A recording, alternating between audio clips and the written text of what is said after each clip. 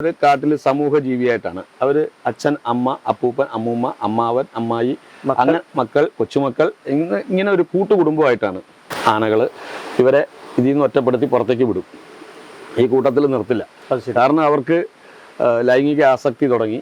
അവർ ഇതിലുള്ള ചെറിയ പിടിയാനകളുണ്ട്, അവരുമായിട്ട് രമിക്കാതിരിക്കുന്നതിന് വേണ്ടി, അതായത് അവരുടെ സഹോദരിമാരായിരിക്കും.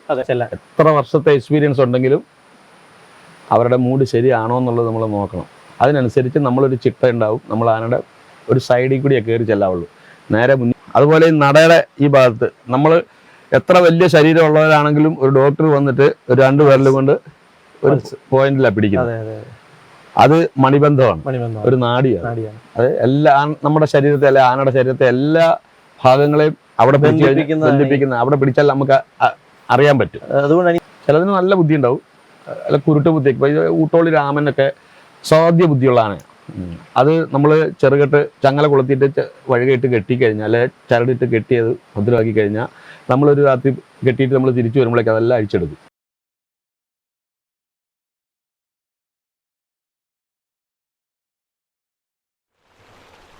മാനസ സഞ്ചരേ ബ്രഹ്മണി മാനസ സഞ്ചരേ ബ്രഹ്മണി മാനസ സഞ്ചരേ ബ്രഹ്മണി മാനസ സഞ്ചരേ മദശിഖി പിഞ്ച അലങ്കൃത ചികുരേ മദശിഖി പിഞ്ച അലങ്കൃത ചികുരേ മദശിഖി പിഞ്ച അലങ്കൃത ചികുരേ മകനീയക പോല വീചിത മുരേ മാനസ സഞ്ചരേ ബ്രഹ്മണി മാനസ സഞ്ചരേ.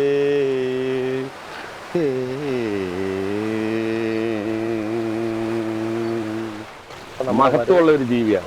കാരണം ദൈവം നേരിട്ട് സൃഷ്ടിച്ച ദൈവത്തിൻ്റെ ആ സൃഷ്ടിയിൽ തന്നെ മഹത്വമുണ്ട്. കാരണം ആനകൾക്ക് ഒരു പുണ്യം ചെയ്ത മൃഗമാണ്. നമ്മൾ വെറും പശുവിനെ, പോത്തിനെ, ആടിനെ ഒന്നും കാണുന്ന പോലെ കാണാൻ കഴിയില്ല. കാരണം അത്രയും പവിത്രതയുള്ള ഒരു ജീവിത ശൈലിയാണ്. അതായത് വനത്തിൽ ആണ് ഇവർ, വന്യമൃഗമാണ്, വനത്തിൽ ജീവിക്കുന്ന മൃഗങ്ങളാണ്, വനത്തിൽപ്പെട്ടതാണ്. അപ്പോൾ അവരുടെ ജീവിതം എന്ന് വെച്ചാൽ അവർ കാട്ടിൽ സമൂഹ ജീവിയായിട്ടാണ്. അവർ അച്ഛൻ, അമ്മ, അപ്പൂപ്പൻ, അമ്മൂമ്മ, അമ്മാവൻ, അമ്മായി, അങ്ങനെ മക്കൾ, കൊച്ചുമക്കൾ, ഇങ്ങനെ ഒരു കൂട്ടുകുടുംബമായിട്ടാണ് ആനകൾ കാട്ടിൽ ജീവിക്കുന്നത്. ഓരോ കുടുംബം 40-50 വരെ ഉള്ള കുടുംബങ്ങളുണ്ട്, വലിയ കുടുംബങ്ങൾ. അത് ചെറുത് മുതൽ വലിയ അങ്ങനെയുള്ള കൂട്ടമായിട്ടാണ് ആനകൾ കാട്ടിൽ വസിക്കുന്നത്. അത് ഓരോ കുടുംബങ്ങളാണ്, കൂട്ടുകുടുംബമാണ്. ഇതിൽ ആ കുടുംബത്തിലെ ഏറ്റവും മുതിർന്ന പിടിയാനയാണ് ആ ആനക്കൂട്ടത്തെ നയിക്കുന്നത്. അവരുടെ ആജ്ഞയ്ക്കനുസരിച്ചാണ് ഈ ആനകൾ, കൊമ്പനാനകൾ പോലും പോകുന്നത്. എത്ര ആരോഗ്യവാന്മാരായിട്ടുണ്ട് ആനകളുണ്ടെങ്കിലും ഈ പിടിയാനയുടെ നിർദ്ദേശപ്രകാരമാണ് ചലിക്കുന്നത്. അത്ര കെയറിങ് ആണ്. അത്ര ചിട്ടകളിലാണ് അവർ ജീവിക്കുന്നത്. അതുമാത്രമല്ല, അവരുടെ ഒരു പവിത്രത എന്ന് പറയുന്നത്, അവർക്ക് പ്രായപൂർത്തിയായി കഴിഞ്ഞാൽ, കൊമ്പനാനകൾക്ക് പ്രായപൂർത്തിയായി കഴിഞ്ഞാൽ മതം എന്ന് പറയുന്ന ഒരു അവസ്ഥയിലേക്ക് വരും. അപ്പോൾ ആ മതത്തിൻ്റെ ലക്ഷണങ്ങൾ ആനകൾ കാണിച്ചു തുടങ്ങിക്കഴിഞ്ഞാൽ ഇതിലെ മുതിർന്ന ആനകൾ ഇവരെ ഇതിൽ നിന്ന് ഒറ്റപ്പെടുത്തി പുറത്തേക്ക് വിടും. ഈ കൂട്ടത്തിൽ നിർത്തില്ല. കാരണം അവർക്ക് ലൈംഗിക ആസക്തി തുടങ്ങി. അവർ ഇതിലുള്ള ചെറിയ പിടിയാനകളുണ്ട്, അവരുമായിട്ട് രമിക്കാതിരിക്കുന്നതിന് വേണ്ടി, അതായത് അവരുടെ സഹോദരിമാരായിരിക്കും, അവരുമായിട്ടൊരു ലൈംഗിക റിലേഷൻഷിപ്പ് ഉണ്ടാവാതിരിക്കാൻ വേണ്ടിയിട്ടാണ് അവരെ ആ തുടക്കത്തിൽ തന്നെ അവരെ തള്ളി പറഞ്ഞയക്കുന്നത്. നീ പൊയ്ക്കോ, പുറത്ത് വയ്ക്കോ, നീ വേറൊരു ആനക്കൂട്ടത്തിൽ പോയിട്ട് നീ ഒരു പെണ്ണിനെ കണ്ടെത്തും, അങ്ങനെ അവരെ പറഞ്ഞയക്കുകയാണ്. അപ്പോൾ ഈ മതമ്പാട് ഇവർക്ക് ഒലിച്ചു തുടങ്ങും. അതുകൊണ്ട് ഇവർ ഈ മരത്തേലൊക്കെ ഉരയ്ക്കും. ഈ മരത്തേലൊക്കെ ഉരയ്ക്കുമ്പോൾ ആ മരത്തേലൊക്കെ ഇതിൻ്റെ സ്മെല്ലുണ്ടാവും. ആ സ്മെല്ല് മനസ്സിലാക്കി അതിൻ്റെ ഓപ്പോസിറ്റ് ദിശയിൽ ഈ ആനക്കൂട്ടം സഞ്ചരിക്കും. ഓക്കെ, അവൻ പോണ വഴിക്ക് ഒരു പോവുകയാണ്. അവൻ അങ്ങനെ പോയിട്ട് വേറൊരു ആനക്കൂട്ടത്തിൽ അവൻ ഇഷ്ടപ്പെട്ട ഒരു പിടിയാനെ അവൻ നോട്ടം വയ്ക്കും. അതിനുവേണ്ടി അവളെ കിട്ടാൻ വേണ്ടിയിട്ട് പിന്നാലെ പിന്നെ അവര് ഒരു ചെറിയ കുടുംബമായിട്ട് പ്രേമിച്ച് നടക്കും. അപ്പൊ അതിനെ ഇഷ്ടപ്പെടുന്ന വേറൊരുത്തൻ ഈ കോളേജ് പിള്ളേർ കാണിക്കുന്ന പോലെ വേറൊരുത്തൻ ചിലപ്പോൾ കയറി വരും. അവന് തന്നെ വേണമെന്ന് പറഞ്ഞ് ഇവർ തമ്മിൽ ഇടിയാവും. ചിലപ്പം ദിവസങ്ങളോളം ഈ ആനകൾ തമ്മിൽ ഈ പിടിയാനയ്ക്ക് വേണ്ടിയിട്ട് മത്സരം. പിടിയാനത് കണ്ടുവെക്കുണ്ടാവും. ഇവർ പിന്തിരിയില്ല. ഒന്നെങ്കിൽ ഒരെണ്ണം മരിക്കണം, അതല്ലെങ്കിൽ ഒരെണ്ണം തിരിഞ്ഞ് ഓടി പോകണം. അപ്പോൾ ആ ജയിച്ചു വന്നവനെ ആ പിടിയാനെ സ്വന്തമാക്കും. അങ്ങനെ അവര് ഒരു കുടുംബമായിട്ട് അവര് തിരിച്ചിതിലേക്ക് തന്നെ തിരിച്ചു വരാൻ ചിലപ്പോൾ അവര് അവരുടെ ആറ്റിറ്റ്യൂഡിനനുസരിച്ച് അവര് വേറൊരു കുടുംബമായിട്ട് മാറിപ്പോകും. ഇതാണ് ആന. അതാണ് ആന. അപ്പോൾ ഞാൻ ഒരു കാര്യം ചോദിച്ചോട്ടെ മോഹൻദാസ് ചേട്ടാ, അപ്പോൾ നമ്മൾ ഇത്രയും ആനയെപ്പറ്റി ഇത്രയും പറഞ്ഞു. അപ്പോൾ ഈ ആനയെ കൊണ്ടു നടക്കുന്ന ആളും അല്ലെങ്കിൽ അല്ലേ അയാളും ആനക്കാരൻ അല്ലെ, ഇത്രയും ദിവ്യമായിട്ട് നമ്മുടെ ക്ഷേത്രങ്ങളും നമ്മുടെ ചരിത്രങ്ങളും നമ്മുടെ മിത്തുകളും കഥകളും ഒക്കെ ആയിട്ട് ഇത്രയും ബന്ധമുള്ള ആന എന്ന് പറയുന്ന ഇതിനെ കൊണ്ടു നടക്കുന്ന ആനപ്പണി, അപ്പം ആനപ്പാപ്പന്മാർ അല്ലെങ്കിൽ ആനപ്പണി, അത് മോഹൻദാസ് ചേട്ടൻ്റെ ഒരു ഇതിൽ എന്താണ് ആനപ്പണി? ആനയ്ക്ക് ഒരുപാട് പര്യായങ്ങളുണ്ട്. അതിലൊരു പര്യായം നാഗം. അപ്പോൾ ആനക്കാരൻ നാഗാധ്യക്ഷൻ എന്നാണ് പറയുന്നത്. നാഗാധ്യക്ഷൻ അത് ഒരു രാജതുല്യനായിരിക്കണം, അവൻ്റെ എല്ലാ ലക്ഷണങ്ങളും. അതിന് പ്രത്യേകം മാതങ്കരിയിലൊരു ശ്ലോകം പറയുന്നുണ്ട്. പാലകാപ്യത്തെ പറ്റി ഞാൻ പറഞ്ഞു. പാലകാപ്യം 12,000 ശ്ലോകമാണ്, സംസ്കൃതമാണ്. അത് നമുക്കൊക്കെ അപ്രാപ്യമാണ്.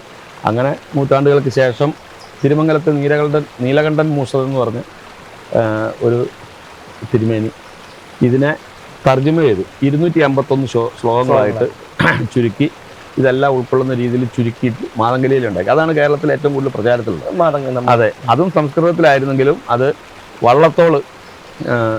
വള്ളത്തോൾ പ്രസിദ്ധ അദ്ദേഹം എഴുതി വെച്ചു. അത് കടലായി മനക്കലെ ഒരു തിരുമേനിയുടെ കയ്യിൽ ഈ സംസ്കൃതം ഉണ്ടായിരുന്നു. അത് ഇദ്ദേഹത്തിൻ്റെ ഭാര്യ വീട്, വള്ളത്തോളിൻ്റെ ഭാര്യ വീട് കടലായി മനക്കടുത്താണ്. അപ്പോൾ അവിടെ വന്നപ്പോൾ ഇദ്ദേഹത്തിനോട് അതൊന്ന് തർജ്ജമ ചെയ്യാൻ പറഞ്ഞു. അങ്ങനെ കൊടുത്തു. അത് അദ്ദേഹം തർജ്ജമ ചെയ്ത് വെച്ചിട്ട് അദ്ദേഹത്തിന് അത് പ്രസിദ്ധപ്പെടുത്താൻ പറ്റിയില്ല. അദ്ദേഹത്തിൻ്റെ മരണശേഷം വർഷങ്ങൾക്ക് ശേഷം പ്രസ്സിൽ അത് വീണ്ടും കണ്ടെത്തി. അതിൽ നിന്ന് ഒരു ശ്ലോകം, 1-2 ശ്ലോകം പോയി. ബാക്കിയുള്ളത് അവർ തർജ്ജമ ചെയ്ത് വെച്ചിട്ടുള്ളതാണ്. അറ്റത്തുള്ളത് 1-2 ഒരെണ്ണം മറ്റേ പോയിട്ടുണ്ട്. ബാക്കിയുള്ളത് അവർ പ്രസിദ്ധീകരിച്ചു. ആദ്യത്തെ കോപ്പി 1980 തോന്നുന്നു ആദ്യത്തെ കോപ്പി ഇറങ്ങുന്നത്. ആ കോപ്പി എൻ്റെ കയ്യിലുണ്ട്. അതിനുശേഷം പിന്നെ മാതങ്കലിയിലേക്ക് തന്നെ അർത്ഥവേദി എന്നൊക്കെ പറഞ്ഞ് ചെറുവള്ളി നാരായണ നമ്പൂതിരിയുടെ ഒക്കെ അത് കുറച്ചുകൂടി ലളിതമാണ്, നമുക്ക് വായിച്ച് മനസ്സിലാക്കാൻ പറ്റുന്ന രീതിയിലൊക്കെ ഉള്ളത് ഒക്കെ ഇറങ്ങി വന്നിട്ടുണ്ട്.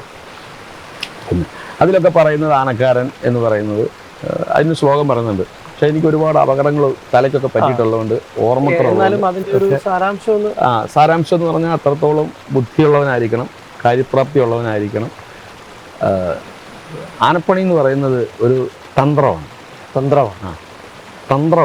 അതിനകത്ത് കയ്യൂക്കല്ല, ശ്രദ്ധ, ശക്തി കൊണ്ട് ഒരാനക്കാരനും ജയിക്കാൻ പറ്റില്ല. മനുഷ്യന് ജയിക്കാൻ കഴിയാത്ത കായികശേഷിയുള്ള ഒരു മൃഗമാണ്. അതിനെ ബുദ്ധി കൊണ്ടാണ് നമ്മൾ നേരിടുന്നത്. ബുദ്ധിയിൽ പിന്നെ തന്ത്രങ്ങളുണ്ട്. ആ തന്ത്രങ്ങളാണ് ആനകളെ കൊടുക്കുന്നതും വാരിക്കുഴിയിൽ വീഴിക്കുന്നതും എല്ലാം മനുഷ്യൻ്റെ തന്ത്രങ്ങളാണ്, ബുദ്ധിയാണ്. ആനക്കാരൻ അതുപോലെ തന്ത്രമുള്ളവനായിരിക്കണം. ആനയുടെ ഇഷ്ടാനിഷ്ടങ്ങളെ തിരിച്ചറിയാൻ കഴിവുള്ളവനായിരിക്കണം. ആനക്കാരൻ അതിൻ്റെ ഒരു അമ്മയ്ക്ക് തുല്യമായിട്ട് നിന്ന് അതിനെ സംരക്ഷിക്കണം. ആനക്കാരനെ ഡിപ്പെൻഡ് ചെയ്തിട്ടാണ്, അവനെ മാത്രമേ ആനയ്ക്കറിയുള്ളൂ. ഉടമസ്ഥനുമായി പരിചയമുണ്ടെങ്കിൽ പോലും ആന ഡിപ്പെൻഡ് ചെയ്യുന്നത് എപ്പോഴും ആനക്കാരനാണ്. ചങ്ങലയുടെ ബന്ധനത്തിൽ നിൽക്കുന്ന ആന ഈ ആനക്കാരൻ വന്ന് അഴിച്ച് വെള്ളം കൊടുക്കണം. അപ്പോൾ അതിന് സമയത്തിന് വെള്ളം കൊടുക്കണം ഈ ആനക്കാരൻ വേണം. ഒറ്റശട്ടമുള്ള ആനകളുണ്ടാവും, പലതരത്തിലുള്ള ആനകളുണ്ടാവും, പല സ്വഭാവ രീതികളുണ്ടാകും. അപ്പോൾ ഈ ആനക്കാരൻ അതിന് ഒരു അമ്മയ്ക്ക് തുല്യമായിട്ടുള്ളൊരു കെയറിങ് എപ്പോഴും കൊടുക്കണം. അതിനെന്താണ് ആവശ്യമുണ്ടോ, എന്താണ് അതിന് ഇഷ്ടമല്ലാത്തത്, ഇതെല്ലാം അവൻ മനസ്സിലാക്കിയിരിക്കണം. ഒരു ആനക്കാരൻ രാവിലെ ആൻ്റെ അടുത്തേക്ക് വരുമ്പോൾ, തലേ ദിവസം നമ്മൾ കെട്ടിപ്പോയൊരാന നമ്മൾ പിറ്റേ ദിവസം രാവിലെ ആൻ്റെ അടുത്തേക്ക് വരുന്ന സമയത്ത് തന്നെ നമ്മൾ ആദ്യം നോക്കുക അതിന് തലേദിവസം കൊടുത്ത ഭക്ഷണം അത് കഴിച്ചിട്ടുണ്ടോ. അത് ശരി. അപ്പോൾ അതൊക്കെ കഴിച്ചിട്ടുണ്ട്, വല്ല പോളയിൽ അത് ഇതൊക്കെ ഉണ്ടാവുള്ളൂ, ഒക്കെ കഴിച്ചിട്ടുണ്ട്. അപ്പോൾ കുഴപ്പമില്ല, കൊടുത്തതൊക്കെ കഴിച്ചു. അപ്പോൾ അവരെ വിളിച്ച് അവരുടെ മൂഡ് ശരിയാണോ എന്ന് നമ്മൾ പരിശോധിക്കണം. അടുത്തേക്ക് ചെല്ലാം. എത്ര വർഷത്തെ എക്സ്പീരിയൻസ് ഉണ്ടെങ്കിലും അവരുടെ മൂഡ് ശരിയാണോ എന്നുള്ളത് നമ്മൾ നോക്കണം. അതിനനുസരിച്ച് നമ്മളൊരു ചിട്ട ഉണ്ടാവും. നമ്മൾ ആനയുടെ ഒരു സൈഡിൽ കൂടിയാണ് കയറി ചെല്ലാവുള്ളൂ, നേരെ മുന്നിൽ കൂടി കയറി ചെല്ലാൻ പാടില്ല എന്നാണ് കാരണന്മാർ പഠിപ്പിച്ചേക്കുന്നത്. കാരണം ശക്തിയുള്ള മൃഗത്തിന് അഷ്ടപ്രഹരിയാണ്, 8 ആയുധങ്ങൾ അവരുടെ കയ്യിൽ തന്നെ ഉണ്ട്. അത് ശരി, പ്രഹരിക്കാൻ. തുമ്പിക്കൈ, കൊമ്പ്, 4 കാല്, വാല് വരെ അല്ലേ. ഇതുകൊണ്ടൊക്കെ ആന പ്രഹരിക്കും. അപ്പോൾ അവൻ്റെ മൂടാണ് അതിൻ്റെ പ്രധാനം. നമ്മളതിനുള്ള ചില ചിട്ടകളൊക്കെ നമ്മൾ ഉണ്ടാക്കി വെക്കും. കൈ അവിടെ കെട്ടാൻ പറയും. അപ്പോൾ ആന കൈ കെട്ടി അനുസരിച്ച് അങ്ങോട്ട് കയറുന്നില്ല എന്ന് പറയുമ്പോൾ ആന ഇടത്തുവശത്ത് കൂടി കയറി വലത്തുവശത്തേക്ക് കയറി നിൽക്കാനാണ് പറയേണ്ടത്. ആന അനുസരിച്ച് തുടങ്ങും. അതനുസരിച്ച് ആനക്കാരൻ്റെ സാമീപ്യം മനസ്സിലാക്കിയാൽ ആന ചില ആനകൾ തലകുലുക്കി നമ്മുടെ ആ ആഗമനം ഇഷ്ടപ്പെട്ടു വന്നതിലുള്ള സന്തോഷം പ്രകടിപ്പിക്കും. കൂക്കി വിളിക്കുക, ശബ്ദം ഉണ്ടാക്കുക, അതുപോലെ മൂത്രമൊഴിക്കുക, എരണ്ട വിടുക, നിലങ്കൈ അടിക്കുക. ചില ആനകൾ കൊക്കുക. വാട പിടിച്ചാൽ നമ്മളപ്പം സംശയിച്ചു, ആനയ്ക്ക് നമ്മളെ പൂർണ്ണമായിട്ട് ഉൾക്കൊള്ളാൻ കഴിഞ്ഞിട്ടില്ല എന്നുള്ളൊരു സിമ്പലാണ് വാട പിടിക്കുന്നത്. നമ്മൾ നിത്യവും പെരുമാറുന്നത് നമ്മളെ വാട പിടിക്കേണ്ട കാര്യമില്ല. പിന്നെ വാട പിടിക്കുന്ന ചില സാഹചര്യങ്ങളുണ്ട്. സ്നേഹം കൊണ്ട് വാട പിടിക്കുന്നൊരു സമയമുണ്ട്. അത് നമ്മൾ തൊട്ടുപാലോടി നിൽക്കുമ്പോൾ അപ്പോഴും നമ്മൾ കരുതിയിരിക്കണമെന്നാണ്. ആന വാട എടുത്താൽ നമ്മൾ കരുതിയിരിക്കണം. അതെന്തിനാണെന്ന് നമ്മൾ ഊഹിച്ചുകൊണ്ടേയിരിക്കണം. അതല്ലെങ്കിൽ ആനയുടെ മനസ്സിൽ പല കാര്യങ്ങളും കിടക്കുന്നുണ്ടായിരിക്കും. ആരെങ്കിലും അതിനെ ഉപദ്രവിച്ചിട്ട് പോയിട്ടുണ്ടാവും, അല്ലെങ്കിൽ മറ്റെന്തെങ്കിലും ഡിസ്റ്റർബൻസ് വൈരാഗ്യബുദ്ധി അതിന് മനസ്സിൽ കിടക്കുന്നു, പേടിച്ച് നിൽക്കുമോ എന്തെങ്കിലുമൊക്കെ ആയിരിക്കും. നമ്മൾ അടുത്ത് വന്നെങ്കിലും നമ്മളെ പെട്ടെന്ന് കണ്ടെങ്കിലും നമ്മളെ തിരിച്ചറിഞ്ഞെങ്കിലും മൈൻഡ് മുഴുവൻ അവിടെ തന്നെ ആയിരിക്കും. ഒരു നേരിയ ഒരു നിഴൽ പോലെ നമ്മൾ ഇതിനകത്തുള്ളൂ. പൂർണ്ണമായിട്ടും ആനയുടെ മനസ്സിലേക്ക് നമ്മൾ വന്നിട്ടില്ല. ആന തലകുലുക്കി എരണ്ട വിട്ടും ഒക്കെ സംഭവിച്ചു എല്ലാം ഉണ്ടെങ്കിലും ആനയുടെ മൈൻഡ് മുഴുവൻ അവിടേക്കായിരിക്കും. ഏതോ ഒരു ശത്രു അവിടെ നിന്ന് വന്നു എന്നുള്ള, അല്ലെങ്കിൽ അതിനെക്കുറിച്ചൊക്കെ ആലോചിച്ചിട്ടായിരിക്കും ആന നിൽക്കുന്നത്. ആ ഒരു കാഴ്ചപ്പാട് നിൽക്കുമ്പോൾ നമ്മുടെ ഭാഗത്തുനിന്നോ അല്ലെങ്കിൽ പെട്ടെന്നൊരു ശബ്ദമോ ഒരു പ്രകോപനം ഉണ്ടായി കഴിഞ്ഞാൽ പെട്ടെന്ന് ആദ്യം അടുത്ത് നിൽക്കുന്നവനെ ആക്രമിക്കും. അത് നമുക്ക് സംഭവിക്കും. അതിന് വേണ്ടിയിട്ടാണ് നമ്മൾ ശബ്ദം ഉണ്ടാക്കി ആനയുടെ ആ ആറ്റിറ്റ്യൂഡ് നല്ലോണം ഉറപ്പ് വെച്ച് കൈ കെട്ടി അനുസരിപ്പിച്ച് അങ്ങോട്ട് കയറുന്നില്ല എന്ന് പറഞ്ഞ് ആന കയറി നിന്ന് കഴിഞ്ഞാൽ കോല് വിലക്കണം വെച്ചാൽ കോല് വിലക്കിടാം. അത് ശരി. അത് കഴിഞ്ഞാൽ ഈ കൊടുത്ത തീറ്റ മുഴുവനാണ് തിന്നിട്ടുണ്ട്, അതിനനുസരിച്ചുള്ള എരണ്ടം വന്നിട്ടുണ്ടോ എന്ന് നോക്കണം. അങ്ങനെ എരണ്ട ആവശ്യമുള്ള എരണ്ടം വന്നിട്ടുണ്ടെങ്കിൽ അതിന് നിറവ്യത്യാസം ഉണ്ടോ എന്ന് നോക്കണം. കളർ വ്യത്യാസമുണ്ട്. നമ്മൾ ഓരോ തീറ്റ കൊടുത്താൽ പനമ്പട്ട കൊടുത്താൽ ഒരു കളറ്, പതിവായിട്ട് പനമ്പട്ട കൊടുക്കുന്ന ആനയ്ക്ക് ഒരു നിശ്ചിത കളറുണ്ടാവും, നിറവുണ്ടാവും. തെങ്ങിൻ്റെ ഓല കൊടുക്കുകയാണെന്ന് വെച്ചാൽ ഒരു മഞ്ഞ കലർന്ന കളർ വരും. പനയുടെ ഓലയാണെന്ന് വെച്ച് കഴിഞ്ഞാൽ പച്ചയും മഞ്ഞയും കൂടി കലർന്ന ഒരു കളർ വരും. ആലിൻ്റെ കൊമ്പാണ് നമ്മൾ കൊടുത്തതെന്ന് വെച്ചാൽ നല്ല ചുവന്ന് ചുമന്ന വരും. മൂത്രം വരെ ചില ചുവന്ന് വരും. അതുപോലെ അയിനിപ്ലാവ്, അതിൻ്റെ കൊമ്പ് ആനകൾ കൊടുക്കും. അയിനിപ്ലാവിൻ്റെ കൊമ്പൊക്കെ കൊടുക്കുന്നതെന്ന് വെച്ച് കഴിഞ്ഞാൽ അസ്ഥിക്ക് ബലം അസ്ഥിക്ക് ബലം ഉണ്ടാക്കുന്ന ഒരു ആട്ടിൻ ലേഹ്യം പോലെയാണത്. അതിൻ്റെ ജ്യൂസൊക്കെ അങ്ങോട്ട് ശരീരത്തിലോട്ട്. അതെ, അതിൻ്റെ ചെറിയ കൊമ്പുകളും ചില്ലകളും ഇലയും കുറച്ച് ഇലയൊക്കെ തിന്നും. അതിൻ്റെ തൊലി ഇതൊക്കെയാണ് കൂടുതൽ കഴിക്കുക. ഒരു ആഞ്ഞിലിയുടെ കമ്പ് ഇറക്കിയിട്ട് അതൊക്കെ അങ്ങ് ഇട്ട് കൊടുത്തിട്ട് അവിടോട്ട് ആന കെട്ടിയിട്ട് അങ്ങ് പോകും. അങ്ങനെ തിന്ന് ശീലിപ്പിക്കും, അല്ലെങ്കിൽ ആന തിന്നില്ല. അപ്പം നമ്മളിവിടെ പനമ്പട്ടത്തിൽ നിന്ന് ജീവിക്കുന്ന ഒരു ആനയ്ക്ക് കുറേ ആഞ്ഞിലിയുടെ കമ്പ് വെച്ച് കൊടുത്ത് നേരം വിളിക്കുന്നവരെ അത് തിന്നാതെ അവിടെ നിൽക്കുകയുള്ളൂ. ഇതെന്തിനായിട്ടാന്ന് പോലും അറിയാറില്ല. അപ്പോൾ അത് കുറേശ്ശെ ഇട്ട് കൊടുത്ത് വിശന്ന് നിൽക്കുമ്പോൾ ഇട്ട് കൊടുത്ത് അത് ശീലമാക്കിയിട്ട് അത് തിന്ന് പഠിപ്പിക്കും. കാരണം അതിൻ്റെ ആരോഗ്യത്തിന് ഉപകരിക്കുന്ന ഒരു മരുന്നും കൂടിയാണത്. ഇതൊക്കെയാണ് അല്ലേ. ആഞ്ഞിലി ഒരു പ്രത്യേക കാര്യമുണ്ട്. അത് ഈ ശരീരത്തിൽ നമ്മുടെ തലയിലൊക്കെ പേൻ ഉണ്ടാവില്ലേ, ആഞ്ഞിലിയുടെ ഇല ഇടിച്ചു പിഴിഞ്ഞാൽ നീര് പരത്തിയാൽ മതി, ഒരൊറ്റ പേൻ ഉണ്ടാവില്ല. അപ്പൊ അതിന് ഔഷധ ഗുണമുള്ള അപ്പൊ ഇങ്ങനെ കൊമ്പ് തീറ്റകൾ ആനയ്ക്ക് ഒരേ തീറ്റ തന്നെ ആനയ്ക്ക് സ്ഥിരമായിട്ട് കൊടുക്കരുതെന്നാണ്. കാരണം അവര് കാട്ടിൻ്റെ ഉള്ളിൽ അവര് ഏതാണ്ട് 282ഓളം അല്ലെ 300ഓളം ഈ സസ്യലതാദികൾ, വള്ളികൾ, ഫലമൂലാദികൾ ഇതൊക്കെ പറിച്ചിട്ട് മരുന്നുകൾ ഉണ്ടാവും. അതിൽ കിഴങ്ങ് വർഗ്ഗങ്ങൾ, വേരുകള്, മരത്തിന്റെ തൊലികൾ, ഇങ്ങനെ മുളയുടെ കൂമ്പുകൾ, ഈ മുളച്ചു വരുന്ന ഇതൊക്കെ ഒരു ആനപ്പാപ്പാൻ ഇതിന്റെ ഒക്കെ ഒരു കുറച്ച് അല്ലെ ഒന്ന് മനസ്സിലാക്കി ഇരിക്കണം. എല്ലാം കൂടെ ഒറ്റയടിക്ക് നമുക്ക് മനസ്സിലാക്കാൻ പറ്റില്ല. അപ്പൊ ഒരു ആനക്കാരനാകുമ്പോൾ നമ്മൾ നല്ല മുതിർന്ന ഒരു ആനക്കാരനോടൊപ്പം നമ്മൾ ചുരുങ്ങിയത് ഒരു 6 കൊല്ലമെങ്കിലും ആ ആനക്കാരന്റെ കൂടെ നിന്ന് പഠിക്കണം. ഒരു പഠനത്തിന്, പഠനം എന്ന് വെച്ചാൽ ഒരു അടിത്തറ മാത്രമേ വരത്തുള്ളൂ. അപ്പോഴും 6 കൊല്ലം പഠിച്ചാൽ ഒരു അടിത്തറ. നമ്മളിപ്പോൾ ഒരു മൃദംഗം പഠിക്കുകയാണെന്ന് വെച്ചാൽ 6 കൊല്ലം പഠിക്കണം. സംഗീതം പഠിക്കുകയാണെന്ന് വെച്ചാൽ 6 കൊല്ലം പഠിച്ചാലാണ് നമുക്ക് ഒരു അരങ്ങേറ്റം നടത്താനുള്ളതാവത്തുള്ളൂ. അതേപോലെ തന്നെ നമ്മളൊരു ആനക്കാരൻ്റെ കൂടെ, നല്ല ഒരു ആനക്കാരൻ്റെ കൂടെ ഒരു 6 കൊല്ലം നിന്ന് പഠിച്ച്, അല്ലെങ്കിൽ നമുക്ക് ഷിഫ്റ്റ് ചെയ്ത് വേറെ ആനയ്ക്ക് പോവാം.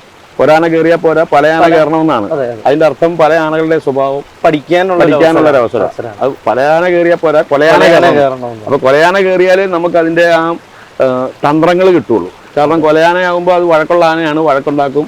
അപ്പൊ അതിനെ എവിടെയൊക്കെ ഇടിക്കണം, എങ്ങനെയൊക്കെ അതിനെ മെയിൻറ്റെയിൻ ചെയ്യണം, എത്രത്തോളം ശ്രദ്ധ വേണം, എപ്പോഴൊക്കെ ശ്രദ്ധിക്കണം, ഇതൊക്കെ നമുക്കൊരു പാഠമാവണമെങ്കിൽ അങ്ങനത്തെ ആനയിൽ നിന്നാലേ പഠിച്ചാലേ. അതിനാണ് കൊലയാന കയറിയാൽ പോലെ കൊലയാന എന്ന് പറയുന്നത്.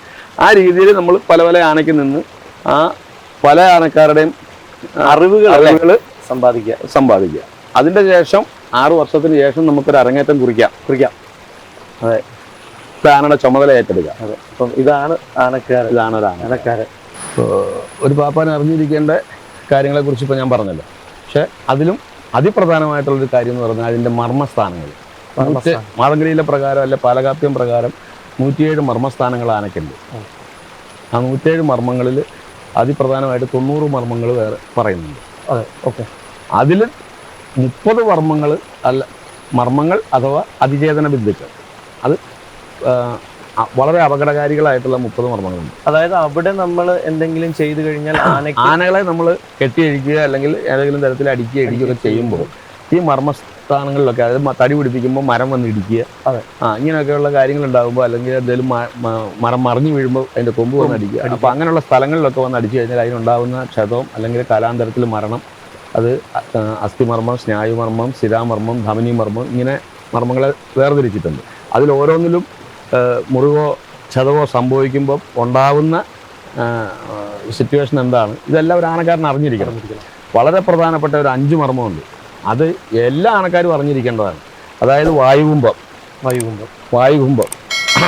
ഒരു മർമ്മമാണ്, പ്രധാനപ്പെട്ട ഒരു മർമ്മമാണ്. വായുകുംഭത്തിൽ നമ്മൾ ഈ മുഖത്ത് അടിക്കും.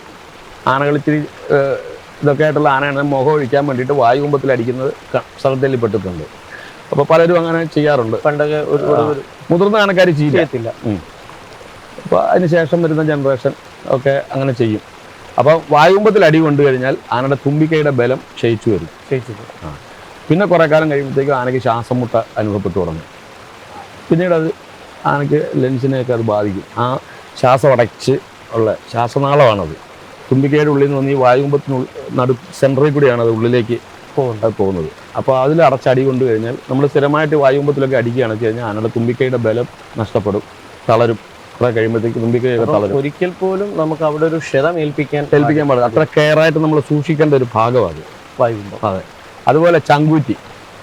ആന ഇങ്ങനെ നിൽക്കുമ്പോൾ, ആന ഇങ്ങനെ നിൽക്കുന്ന ഒരു ആന ഇങ്ങനെ ഇരിക്കുന്ന സമയത്ത് ഇവിടെ ഇങ്ങനെ മുഴച്ചു വന്ന് നിൽക്കുന്നതാണ്. ആ സമയത്ത് നമ്മൾ കൈ ചുരുട്ടി പിടിച്ച് നല്ല പൂർവാധിക ശക്തിയോടെ ഒറ്റ ഇടി അങ്ങോട്ട് കൊടുത്താണ്ടല്ലോ, ആന ഇരിക്കത്താലെ അങ്ങ് മറിഞ്ഞങ്ങ് വീഴും, ചത്തുപോകും. അതൊരു അത്ര അപകടകരമായൊരു അതിൻ്റെ ചങ്കിൻ്റെ കൂമ്പാണ്. അതായത് നമ്മൾ പ്രശംഗുപുഷ്പം എന്ന് പറയുന്ന ഒരു മർമ്മമുണ്ട്. അതാണ്. അപ്പോൾ 2 എണ്ണമായില്ലേ. പിന്നെ ഇടപിങ്കല, ഇടതുവശത്ത് ഇട, വലതുവശത്ത് പിങ്കാല. അപ്പോൾ ഈ ഇടപിങ്കലയ്ക്ക്, അതായത് ഈ ആന ഇങ്ങനെ ഇരിക്കുമ്പോൾ ഈ ചങ്ങലപ്പറ്റെന്ന് പറയും ഞങ്ങൾ. ഈ ചങ്ങലപ്പറ്റന് ചങ്ങല കിടക്കുന്ന ആ ഭാഗം, കക്ഷത്തിനോട് ചേർന്ന ഭാഗം, മുലക്കണ്ണിൻ്റെ മേലെ ഭാഗം, ആ ഭാഗത്ത് പലരും അടിക്കുന്നതായിട്ട് കണ്ടിട്ടുണ്ട്. അവിടെ നമ്മളിങ്ങനെ സ്ഥിരമായിട്ട് ഇങ്ങനെ അടിക്കുകയാണെന്ന് വെച്ച് കഴിഞ്ഞാൽ ആനയുടെ ചങ്കിനെ ബാധിക്കും. അത് നെഞ്ച് കൂരിച്ചു പോവാന്നൊക്കെ നമ്മൾ പറയില്ലേ, കൂമ്പിനിടി കൊണ്ടിട്ട് അവൻ്റെ നെഞ്ച് കൂരിച്ചു പോയെന്ന് നമ്മൾ പറയുന്നില്ലേ, ആ ഒരു അവസ്ഥ ആനയ്ക്ക് വരും. ശ്വാസം മുട്ടുണ്ടാവും. അതുപോലെ തന്നെ കുറേ കാലം കഴിയുമ്പോഴേക്കും അത് ഭയങ്കര ആയിട്ട് ആനയ്ക്ക് അത് ബാധിക്കും. അതാണ് ഈ ഇടബങ്കലയിൽ അടിച്ചാലുള്ളത്. അതുപോലെ ഈ നടയുടെ ഈ ഭാഗത്ത് നമ്മൾ എത്ര വലിയ ശരീരമുള്ളവരാണെങ്കിലും ഒരു ഡോക്ടർ വന്നിട്ട് ഒരു 2 വിരൽ കൊണ്ട് ഒരു പോയിന്റിലാണ് പിടിക്കുന്നത്. അത് മണിബന്ധമാണ്, ഒരു നാഡിയാണ്. അത് നമ്മുടെ ശരീരത്തെ, അല്ലെ ആനയുടെ ശരീരത്തെ എല്ലാ ഭാഗങ്ങളെയും അവിടെ ബന്ധിപ്പിക്കുന്ന, അവിടെ പിടിച്ചാൽ നമുക്ക് അറിയാൻ പറ്റും. അതിന്റെ പൾസ് അറിയാൻ പറ്റും. അതുകൊണ്ടാണ് ആന ഇങ്ങനെ നിൽക്കുമ്പോൾ ഇതിന്റെ താഴെ തവളക്കുഴി, ഈ ഭാഗത്ത് അടിക്കരുത്, ഇടിക്കരുത് എന്ന് പറയുന്നത്. ഒന്നും ചെയ്യാനേ പാടില്ല. അങ്ങനെ ഒരുപാട് സ്ഥിരമായിട്ട് അവിടെ അടിക്കുകയോ ഇടിക്കുകയൊക്കെ ചെയ്യുന്ന ആനകളുടെ നടക്ക് നീര് വന്നുകൊണ്ടേയിരിക്കും. ഇടയ്ക്കിടയ്ക്ക് നീര് വരും. ആ നീര് ചങ്കുറ്റിക്ക് കയറും, അല്ലെങ്കിൽ ചെരുപ്പടിയിലേക്ക് ഇറങ്ങി നഖം ഈ ചെരുപ്പടി പറയും. അതൊക്കെ മരണത്തിലേക്ക് പിന്നീട് കലാശിക്കും. അത്രയും കെയർ ചെയ്ത് കൊണ്ടുപോകേണ്ട ഒരു പ്രദേശമാണ്. പിന്നെ കണപ്പാട്, പൃഷ്ഠഭാഗം. അതുപോലെ വക്ക പൊട്ടിയിട്ട് ആന കണപ്പാട് കുത്തി ഇരിക്കക്കുത്താലെ വീഴുക, ചത്തുപോകാൻ. അതായത് നമ്മൾ എന്തെങ്കിലും പണിയിലൊക്കെ അപകടങ്ങൾ തടി പിടിക്കുന്ന സമയത്ത്. അതുപോലെ തന്നെ അടിച്ച് അവിടെയൊക്കെ അടിയോ ഇടിയോ കൊള്ളുക, ആന മരണപ്പെടും. അതുപോലെ ആനകൾ കണ ഇറക്കിയിട്ട് നിൽക്കുന്ന സമയത്ത് നമ്മൾ ഈ ഉള്ളമരത്തൊക്കെ ആന നടക്കുമ്പോൾ അടിച്ചു കഴിഞ്ഞാൽ, ഈ കണക്ക് കൊണ്ടു കഴിഞ്ഞാൽ ചത്തുപോകും. അതുപോലെ തോട്ടിയിട്ട് പിടിക്കുക, നമ്മൾ വടി കൊണ്ട് അടിക്കുകയൊക്കെ ചെയ്യുമ്പോൾ അതിനെ കെയർ ചെയ്തുകൊണ്ട് വേണം നമ്മൾ അതായത് നമ്മൾ ആനയെ കൈകാര്യം ചെയ്യുമ്പോൾ ഈ ഭാഗങ്ങളെല്ലാം ശ്രദ്ധിച്ച് വേണം നമ്മൾ കൈകാര്യം ചെയ്യാൻ. നമുക്ക് ദേഷ്യം വരുമ്പോൾ നമ്മൾ തല്ലും, പക്ഷെ നമ്മുടെ ദേഷ്യത്തിന് തല്ലാനുള്ള ഒരു മുതലല്ലത്. നമുക്ക് അന്നം തരുന്നതാണ്, നമ്മുടെ ജീവിതമാർഗമാണ്, ഒരു ദൈവിക മൃഗമാണ്, ഐശ്വര്യമുള്ള മൃഗമാണ്. അതിനെ അതേ പരിഗണനയോടെ നമ്മളതിനെ ആനക്കാരൻ രാവിലെ ചെന്ന് ആനയെ തൊഴണം, തൊഴുത് പ്രാർത്ഥിച്ചതിന് ശേഷം മാത്രമേ അതിൻ്റെ അടുത്തേക്ക് ചെല്ലാവുള്ളൂ. അങ്ങനെയാണ് ആനയുടെ അടുത്തോട്ട് നമ്മൾ ചെയ്യുക. അത് നമ്മുടെ അന്നം എന്നുള്ളത് മാത്രമല്ല, അത് സാക്ഷാൽ ദൈവം തന്നെ, ഗണപതി ഭഗവാന്റെ പ്രത്യക്ഷ രൂപമാണ്. ആ ഒരു ചിന്ത നമ്മുടെ മനസ്സിൽ വെച്ചുകൊണ്ട് വേണം അതിനോട് പെരുമാറാൻ. നമുക്ക് ഒരു ജോലിക്കാരൻ, ഒരു ആനക്കാരൻ, അല്ലെങ്കിൽ അതിനെ പരിപാലിക്കുന്ന ഒരു തൊഴിൽക്കാരൻ, അല്ലെങ്കിൽ ഒരു പരിപാലകൻ എന്നുള്ള നിലയ്ക്ക് നമുക്കതിനെ അനുസരിപ്പിക്കുകയും, മനുഷ്യനോളം ബുദ്ധിയൊന്നും അതിനില്ല. 5 വയസ്സായ ഒരു കുട്ടിയുടെ ബുദ്ധിയെ അതിനുള്ളൂ. ഒരു മനുഷ്യൻ്റെ 5 വയസ്സായ ഒരു കുട്ടിയുടെ ബുദ്ധി അതിനുണ്ട്. അത് ചിലത് കയറിയിരിക്കും, ചിലത് ഇറങ്ങിയിരിക്കും, ചിലതിന് നല്ല ബുദ്ധി ഉണ്ടാവും, അല്ല കുരുട്ട് ബുദ്ധി. ഇപ്പോൾ ഊത്തോളി രാമനൊക്കെ സാധ്യ ബുദ്ധിയുള്ളതാണ്. അത് നമ്മൾ ചെറുകെട്ട് ചങ്ങല കൊളുത്തിയിട്ട് വഴുകയിട്ട് കെട്ടിക്കഴിഞ്ഞാൽ, അല്ലെങ്കിൽ ചരടിട്ട് കെട്ടിയത് മുദ്രമാക്കി കഴിഞ്ഞാൽ, നമ്മളൊരു രാത്രി കെട്ടിയിട്ട് നമ്മൾ തിരിച്ചു വരുമ്പോഴേക്കും അതെല്ലാം അഴിച്ചെടുത്ത് പുള്ളി അതിൽ ഇഷ്ടമുള്ളടത്തേക്ക് പോകും. അത് ശരി. അപ്പം അത്രയും കള്ളക്കെട്ട് കെട്ടണം അവന് പോലും മനസ്സിലാവരുത്. അതുപോലെ അതിന് കോല് വിലക്ക് വെച്ചിട്ട് നമ്മൾ അങ്ങോട്ട് മാറി. അപ്പോൾ പുള്ളി എന്തായാലും എത്തിച്ചു കഴിഞ്ഞാൽ ഇതങ്ങ് വീഴും. നമ്മൾ പെട്ടെന്ന് ശബ്ദം കേട്ട് തിരിഞ്ഞു നോക്കുമ്പോൾ വേഗം അത് എടുത്തിട്ട് ഇവിടെ കയറ്റി. അത് തിരിഞ്ഞു പോയെങ്കിലോ, അതിവിടെ ചെവി ആട്ടുമ്പോൾ അത് തിരിഞ്ഞു പോയെന്ന് മനസ്സിലാവും, അവനറിയാം. അപ്പോൾ അതെടുത്ത് തിരിച്ച് നേരെ വയ്ക്കും. അത് ശരി. അപ്പോൾ അതതിൻ്റെ ബുദ്ധിയുള്ളതുകൊണ്ടാണ്. അപ്പോൾ അത്രയ്ക്കും ബുദ്ധിയുണ്ട്. അപ്പോൾ അത്രയും ബുദ്ധിയുള്ള, അത്രയും ശക്തിയുള്ള ആനയെ നമ്മൾ നമ്മുടെ ബുദ്ധി കൊണ്ടാണ്, നമ്മുടെ തന്ത്രം കൊണ്ടാണ് നിയന്ത്രിക്കേണ്ടത്. നമ്മൾ പലതും കണ്ടില്ല കേട്ടില്ല എന്ന് നമ്മൾ വെക്കേണ്ടി വരും. തൊട്ടന് നമ്മൾ അടിക്കരുത്. 100 വാക്ക് പറയണം. 100 തവണ പറഞ്ഞിട്ട് 6 തവണ ഓങ്ങണം. 6 ഓങ്ങിയിട്ട് ഒരടി അടിക്കുക. അപ്പോൾ ഈ 100 വാക്ക് ആനയോട് പറയുമ്പോൾ നമുക്ക് ഏറ്റവും കൂടുതൽ ക്ഷമയാണ് വരുന്നത്. ആ ക്ഷമയാണത് നമ്മളെ പഠിപ്പിക്കുന്നത്. ഇപ്പം 100 തവണയും പറയാനുള്ള ഒരു ക്ഷമ നമുക്ക് ഉണ്ടാവണം. അത് കഴിഞ്ഞാലും നമ്മൾ അടിക്കരുത്. പിന്നെ 6 തവണ ഇടവിട്ട് 6 തവണ സമയബന്ധിതമായിട്ട് നമ്മൾ ഓങ്ങണം. എന്നിട്ട് ആന അത് ചെയ്യുന്നില്ലെങ്കിൽ ഒരു അടി കൊടുക്കാം. അങ്ങനെ തല്ലാൻ പാടുള്ളൂ എന്നാണ് നിഷ്കർഷിച്ചിട്ടുള്ളത്. പക്ഷെ ഇപ്പോൾ മിണ്ടിയ തല്ല, തൊട്ടതിനും പിടിച്ചതിനും ഒക്കെ നമ്മൾ പറഞ്ഞ് നാക്കെടുക്കുമ്പോഴേക്ക് ആനയെ അത് അനുസരിച്ചില്ലെങ്കിൽ ഉടനെ അടിക്കുക. ആ ആനയ്ക്ക് നമ്മളെ വിശ്വസിക്കാൻ കഴിയില്ല, നമ്മളെ അവർ സ്നേഹിക്കത്തില്ല.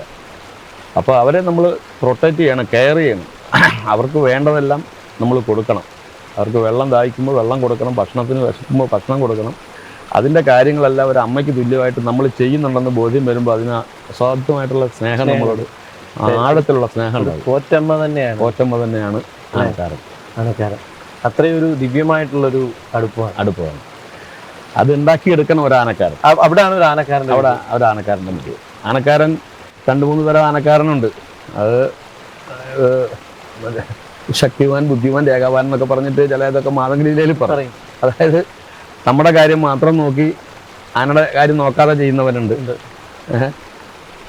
നമ്മുടെയും കാര്യം നോക്കി ചെയ്യുന്നവരുണ്ട്. പിന്നെ ആനയുടെ കാര്യം ഭംഗിയായിട്ട് നോക്കുക, നമ്മുടെ കാര്യം നടന്നില്ലല്ലോ അതിൻ്റെ കാര്യം ഭംഗിയായി നോക്കുക, അവനാണ് ഉത്തമൻ. അതിനെ അത്രയും കെയർ ചെയ്ത് കൊണ്ടു നടക്കണം. അങ്ങനെ ഉത്തമന്മാരായ ഒരുപാട് ആനക്കാർ നമ്മുടെ നാട്ടിലുണ്ട്. അപ്പൊ ഇനി പുതിയ തലമുറയിൽ നിന്നും വരട്ടെ. അതുപോലെ ആനപ്പണി പഠിക്കട്ടെ. നമ്മൾ ഒരു സീസൺ ആനപ്പുറം കയറാൻ പോയിട്ട് പിറ്റത്തെ കൊല്ലം ആന അഴിച്ച് കയറുന്ന ഒരു രീതി അവർ തന്നെ ചിന്തിക്കണം. ഇത്രയും പവിത്രമായ ഒരു സംഭവമാണ് നമ്മൾ അറിയാതെ നമ്മൾ ചെയ്തുകൊണ്ടിരുന്നത് എന്നവർ ഒരിക്കലെങ്കിലും ചിന്തിച്ചു കഴിഞ്ഞാൽ അവർക്ക് ഇതിനെക്കുറിച്ച് മനസ്സിലാക്കാനും പഠിക്കാനും അതിനെ ദൈവത്തെ പോലെ കരുതി കൂടെ കൊണ്ടു നടക്കാനും അവർക്ക് കഴിയും. അതാണ് ഒരു ആനക്കാരൻ അറിഞ്ഞിരിക്കേണ്ട കാര്യങ്ങൾ.